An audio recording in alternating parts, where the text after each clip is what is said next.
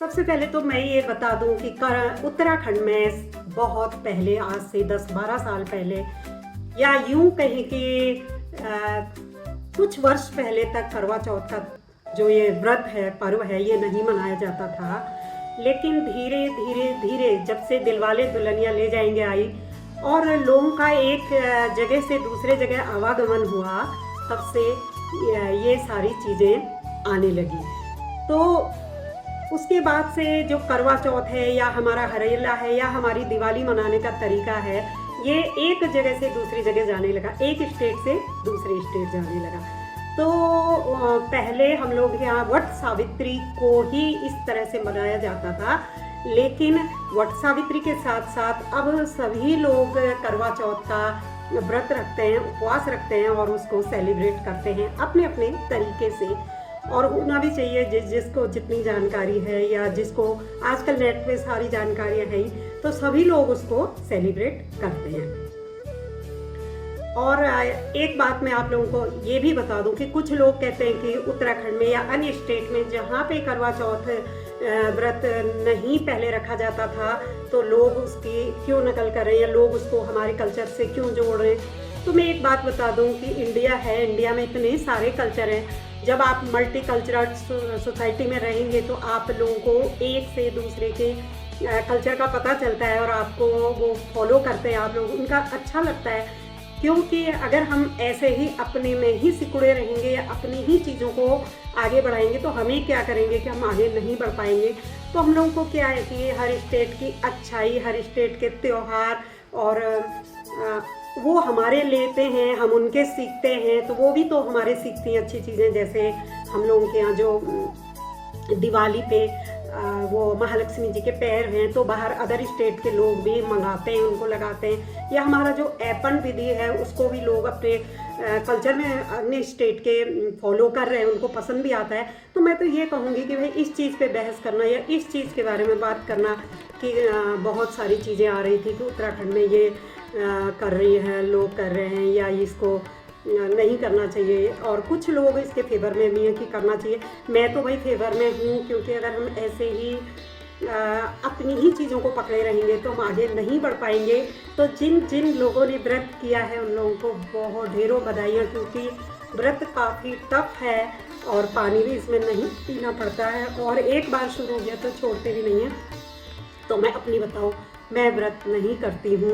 अब आप मुझे जो भी कह लें, पर मुझसे ये व्रत नहीं होता है। वैसे भी मैं व्रत बहुत कम कर पाती हूँ, मुझे वोमिट होने लगता है, इसीलिए मैंने तो व्रत नहीं किया। बट जो भी मुझे इसके बारे में जानकारी है, या मेरे भाई लोगों ने या मेरी फैमिली में बहन लोगों ने जिस तरह से इसको सेलिब्रेट किया, उसकी पिक्स में भी मैं आप लोगों के साथ शेयर करूँगी। और करवा चौथ के बारे में जितनी भी जानकारी मुझे है वो सब मैं आप लोगों के सामने रख रही हूँ। आशा है आप लोगों को पसंद आएगा, और जो जानकारी इसमें छूट जाएंगी वो आप प्लीज़ कमेंट में ऐड कर दीजिएगा, तो मैं भी जान लूँ कि मुझे क्या नहीं मालूम है और मुझे इसमें क्या ऐड करना चाहिए था। तो बढ़ते हैं आज के ब्लॉग की ओर। हेलो फ्रेंड्स, स्वागत है आपका मेरे नए ब्लॉग में। और ये ब्लॉग मैं बनाने जा रही हूँ आप लोगों के लिए करवा चौथ स्पेशल ब्लॉग। हालांकि ब्लॉग मेरा आ जाना चाहिए था करवा चौथ के ही दिन या करवा चौथ के दूसरे दिन अर्ली मॉर्निंग, पर ऐसा नहीं हो पाया और बहुत लेट हो गया है। लेकिन आप लोग एडजस्ट कर लीजिए, और अगर आपको करवा चौथ के बारे में मेरा ये ब्लॉग या जानकारी पसंद आती है तो प्लीज़ लाइक, शेयर, कमेंट, और मेरे चैनल पे नए हो तो प्लीज़ सब्सक्राइब भी कीजिएगा। तो करते हैं करवा चौथ स्पेशल ब्लॉग की शुरुआत। गुड मॉर्निंग, कैसे हैं आप लोग? आशा है आप लोग स्वस्थ होंगे, मस्त होंगे और त्योहारों में मगन होंगे। त्योहारों का सीज़न चल रहा है, और हरेले के बाद से उत्तराखंड में तो त्यौहार ही त्यौहार है। कभी रक्षाबंधन है, हरेले के बाद से आया रक्षाबंधन, उसके बाद नवरात्रियाँ शायद आई थी, और छोटे मोटे का तो मुझे याद भी नहीं है। और फिर आ गया करवा चौथ, अहोई अष्टमी, दिवाली, बहुत बड़ा फेस्टिवल आने वाला है। तो आप लोगों को एडवांस में तो बधाई है। उसके बाद जो भी ब्लॉग बनेंगे उनके लिए भी आप लोग जो है मैं आपके सामने लाने की कोशिश करूँगी। फिलहाल करते हैं आज के ब्लॉग की शुरुआत। और कार्तिक मास के कृष्ण पक्ष की चंद्रोदय व्यापिनी चतुर्थी, करक चतुर्थी को मनाया जाता है। इस पर्व पर विवाहित स्त्रियां पति की दीर्घायु, स्वास्थ्य एवं अपने पति के सौभाग्य हेतु निराहार रहकर चंद्रोदय की प्रतीक्षा करती हैं और उदय उपरांत चंद्रमा को अर्घ्य अर्पित कर भोजन करती हैं।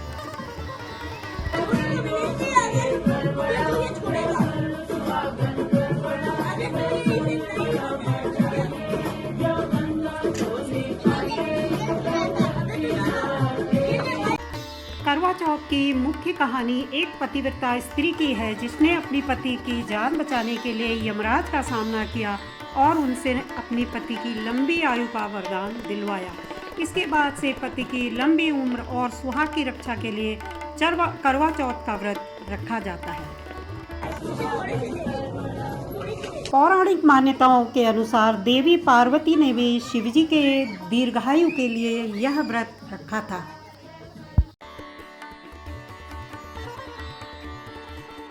एक प्राचीन कथा के अनुसार करवा नाम की एक पतिव्रता धोबिन नदी के किनारे रहती थी। एक दिन जब करवा का पति नदी में कपड़े धो रहा था, तभी एक मगरमच्छ ने उसके पैर पकड़ लिए और उसे अपने मुंह की ओर खींचने लगा। करवा ने अपने पति को पुकारते सुना और वह तुरंत वहां पहुंची। उसने मगरमच्छ को धागे से बांध दिया और यमराज के पास पहुंच गई। उसने यमराज से कहा कि वह मगरमच्छ को दंडित करे और उसके पति को जीवन दान दे। करवा के इस अदम्य साहस को देखकर यमराज भी प्रसन्न हुए और उन्होंने करवा के पति को दीर्घायु का वरदान दिया। इस घटना के बाद से ही कार्तिक मास की कृष्ण पक्ष की चतुर्थी तिथि को पति की लंबी उम्र के लिए व्रत रखा जाता है। अन्य कथा में करवा को सावित्री के समान पतिव्रता बताया जिसने अपने पति के प्राण यमराज से बचाए थे। पुराणों में उल्लेख है कि सुख, सौभाग्य, उत्तम संतान, धन धान्य, पति की रक्षा व संकट टालने के लिए चंद्रदेव की उपासना उत्तम मानी गई है। चंद्रमा की पूजा का एक कारण यह भी है कि चंद्रमा मन के अधिपति देवता हैं। चंद्रमा की अमृतमयी किरणें मनुष्य के मन पर सर्वाधिक प्रभाव डालती हैं। कहा जाता है कि महाभारत का युद्ध आरंभ होने से पहले जब अर्जुन नीलगिरी पर्वत के पर तपस्या करने के लिए गए तो अर्जुन काफ़ी समय तक वापस नहीं लौटे। इससे द्रौपदी को बहुत चिंता हुई। तब वह भगवान कृष्ण के पास पहुंची और भगवान कृष्ण ने उन्हें करवा चौथ का व्रत करने की सलाह दी। इसके बाद भगवान कृष्ण ने द्रौपदी को इसका महात्म्य भी सुनाया था। इस व्रत की महिमा अत्यंत व्यापक है।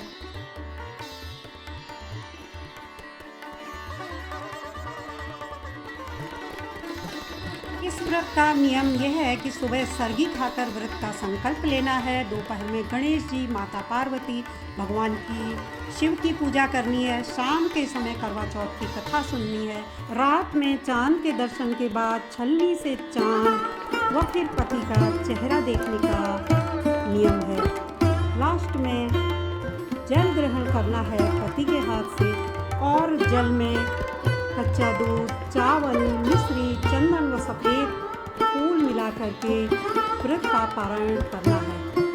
पति के द्वारा पिलाए गए जल के बाद ही आप जो है उस जल को या तो पति को पिलाएं या फिर उसके बाद ही अपने व्रत को आप खोल सकते हैं। तो ये नियम जो भी मुझे पता है, मैंने जाना है वो आप लोगों के पास साथ रखा है। अब मैं आप लोगों को चंद्रदेव को जब हम अर्घ्य देते हैं तो उसमें हम कौन सा हमको मंत्र बोलना चाहिए या हमें क्या कह करके चंद्रदेव को अर्घ्य चढ़ाना चाहिए, उसको भी मैं बता देना चाहती हूँ।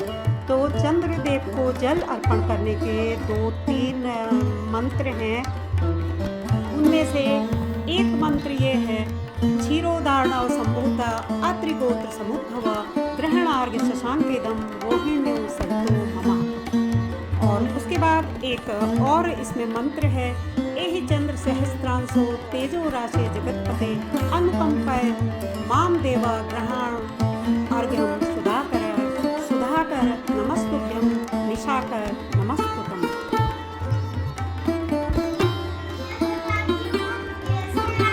तुम्हारी छत पे नहीं आया चांद? क्यों?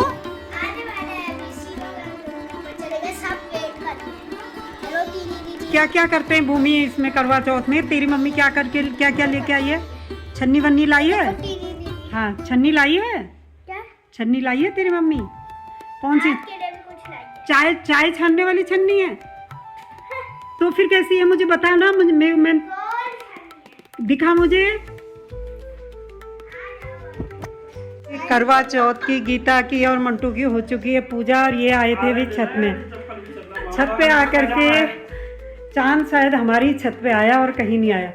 उसे पता था कि ये तो व्रत रखते नहीं है। अभी रुक जा, ये है क्या? अभी वो ये तो व्रत नहीं रखते हैं, इसलिए इन्हीं के यहाँ पहले आया जाए।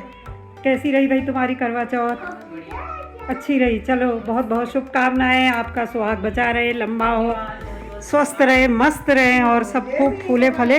हमारी यही शुभकामनाएं हैं आपके लिए। और हैप्पी करवा चौथ। चलिए भाई आप पानी पीजिए, खाना खाइए, ज़रा लोटा वोटा भी दिखा दीजिए। ये नए नए स्टाइल के लोटे आए भाई, क्या क्या ले जाते हैं मुझे तो ये भी नहीं पता है। छन्नी भी नहीं, वो थक गए ना सोए तो। ये छन्नी है। अच्छा, मैंने भूमि से मैं कह भी रही थी, मैंने कहा भूमि कौन सी छन्नी लाई तेरी मम्मी? चाय छानने वाली? क्या आपको कह रही है अभी? चाय छानने वाली छन्नी। और भूमि भी भाई बहुत सुंदर बन के आई है ठंडे में भी। अच्छा मुझे ना ऐसा लगा कि तब तो मेरे पहले जब ये आई तब मुझे पता चला। हाँ नहीं, इधर ही से आई तुम? ये आई। अच्छा अच्छा, चलो लाओ भाई, हमें भी मिल चुका है प्रसाद। भले ही हमने व्रत नहीं रखा लेकिन हमें देखो खुद ही आ गए घर पे। तो आज आप बने रहे मेरे साथ करवा चौथ स्पेशल ब्लॉग में। आपको मेरे साथ जुड़ करके कैसा लगा मुझे कमेंट करके ज़रूर बताइएगा। चैनल पे नए हो तो प्लीज़ सब्सक्राइब कीजिएगा, लाइक शेयर कमेंट ज़रूर कीजिएगा। आप सभी को करवा चौथ की ढेरों शुभकामनाएं। आप लोग स्वस्थ रहें, मस्त रहें और आप सभी की लंबी उम्र हो। मेरी इस ब्लॉग के माध्यम से आप लोगों के लिए यही शुभकामनाएं हैं। बहुत जल्द मिलेंगे एक नए सफ़र पे, एक नए ब्लॉग के साथ। तब तक अपना ध्यान रखिएगा। Thanks for watching, thanks for your time. Happy करवा चौथ।